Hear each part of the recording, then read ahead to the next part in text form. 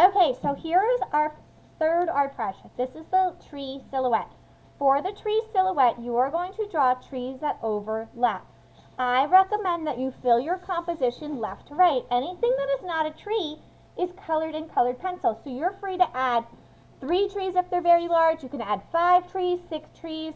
You're going to fill the composition with these tree silhouettes and then color behind them. So let's take the steps to draw a tree together. So everybody get ready with a pencil and we're going to draw a tree together. I have room, because I started, on the left side of my composition. So let's draw, as we always do when we make a tree, a vertical line in our composition. Everybody draw a vertical line just about to the top. Okay, everybody draw a vertical line. Wait, do we have to start over if we already were working on it? Okay, so you're drawing that vertical line up to the top.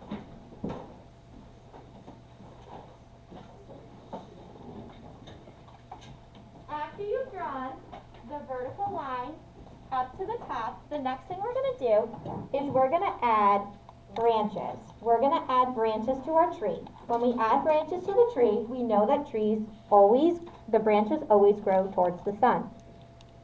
We know that the tree branches usually start about halfway up the tree. So here we go. We're going to alternate and add them on both the left and the right side.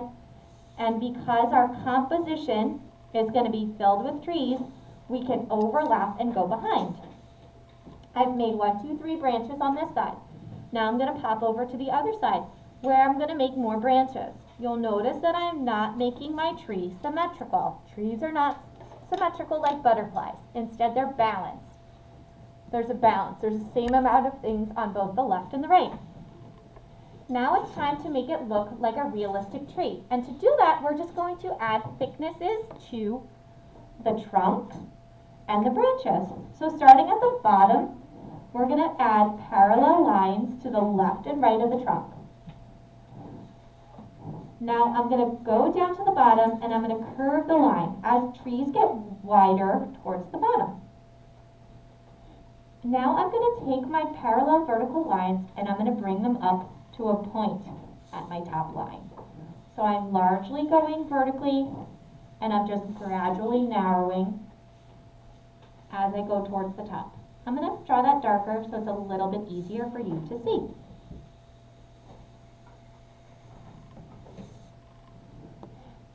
I'm going to erase my center line just so that you can see what the trunk looks like by itself. Now we're going to start the process of making the branches thicker. In order to make the branches thicker, we're going to start underneath each branch. We're going to begin with a curved line and then we're going to narrow to the point. So let's see what that looks like. First I identify the branch and then I go underneath. Rather than making a straight line like this, I'm going to curve. I'm going to curve that line. It makes it look a little bit more realistic. Now I'm going to narrow until I get to a point, and look, I can go behind the tree for quite some time. I'm just going to straighten up my line just a little bit so it's so much more clear for you to see. Now that looks like a good branch because it smoothly transitions underneath. Let's do another branch together. I'm moving up to my next branch and I'm identifying the branch. Right underneath the branch, I'm going to put my pencil and I'm going to make a curve, almost like I'm making a parentheses. And then I'm going to narrow and narrow and narrow until I come to a point. If you notice, the branches at the top get a little bit smaller than the branches at the bottom. That's just the way a tree works. One more up here, round it, and then come to a point. I'm going to even draw that one off the page. Now I'm ready to go on to the branches on the opposite side. Same process. Identify the branch, underneath, start with a curve, and then draw until it narrows.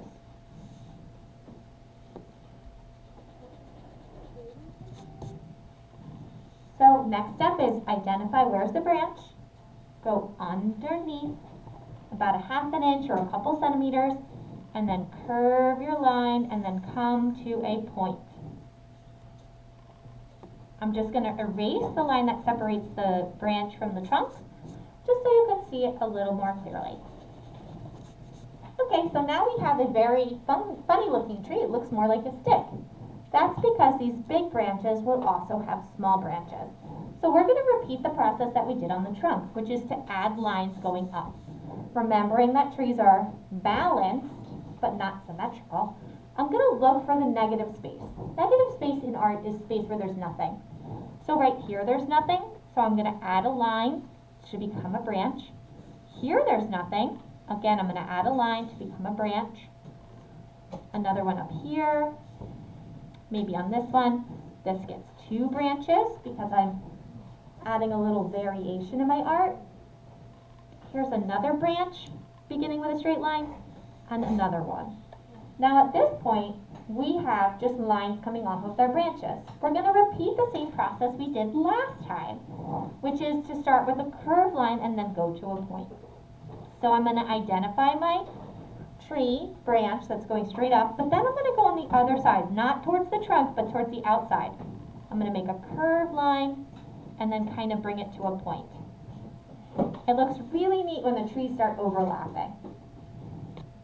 I'm going to identify my branch and I'm going to go away from the trunk, start with a curved line, and then go to a point.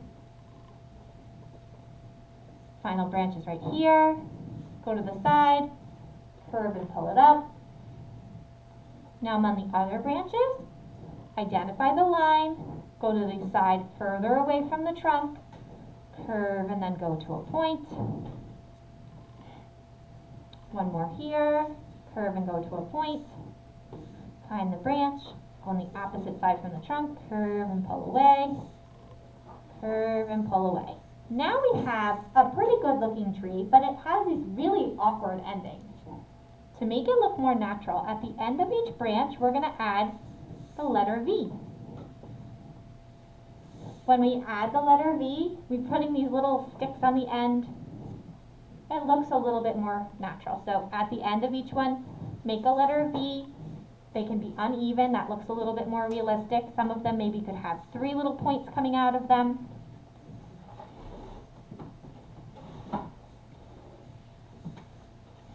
So adding these little points onto each one. Now the next thing I'm going to do is I'm going to show you the Sharpie step. So at this point you don't have to follow along. I'm going to show you the Sharpie step. Now we have to imagine that this is a silhouette. And when we look at something that's a silhouette, we see its outline. So we're just going to see the outline of the tree, not the details. So you would trace everything with a Sharpie. And then you would color it in. So you would go around everything. I would certainly recommend waiting until you're finished with all of your trees to do this, but just for time's sake and just for showing you how to do it, right now all I'm doing is just showing you. Okay, so you would trace your whole tree in Sharpie, and then you would color in the whole tree in Sharpie. You really want a lot of your composition to be tree. These beautiful tree silhouettes are going to have a wonderful sunset behind them, or you could make a night sky. So let me just fill in a little bit more, and I'll show you what happens in these sections for coloring. So your whole composition is going to be filled with these amazing tree branches that you color in black. Wherever you have negative space, that space where there's nothing in your composition, space where there's something missing, you're going to fill it with color. And when you fill it with color, you are going to color in each of these sections. So let me show you what that would look like. You're going to pick your color palette. Perhaps you are working with a sunset. When you work with a sunset, you could transition between beautifully warm colors. Perhaps you want to do a night sky in blues and purples. You're going to pick. This is very similar to the mountain landscape Zentangle project that we did. Okay, so let's do gonna grab some blues and some purples. So in my composition, I'm gonna work from light to dark.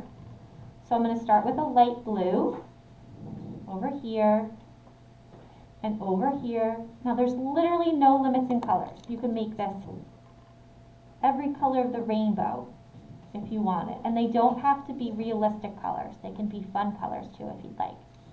So I'm blending two different blues together. I'm going to blend my blue into purple in these little sections. So this should almost look like a stained glass too. There's purple with my blue. I'm coloring lightly in one direction with up and down strokes. And when I want to blend colors, I simply overlap lightly to blend colors. The entire composition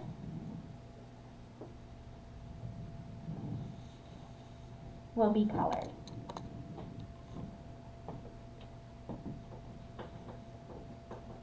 So we're adding, maybe this one's a little peekaboo of purple, and then it goes out into maybe a pink from there. And you can just keep blending and blending and blending and adding colors. So blending colors is pressing lightly, overlapping, and you can change, if you change directions, that helps with the color blending as well.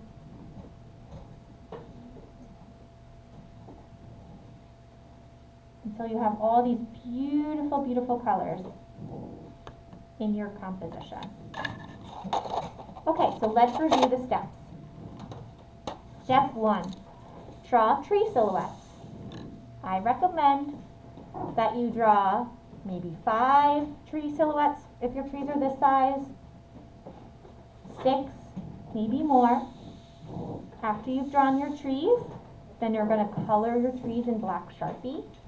And then after the trees are colored, then you're going to blend all these different beautiful colors to create a sky in the background. Either a realistic sky, or a night sky, or a sunset sky, or just fun color blends. That is your choice.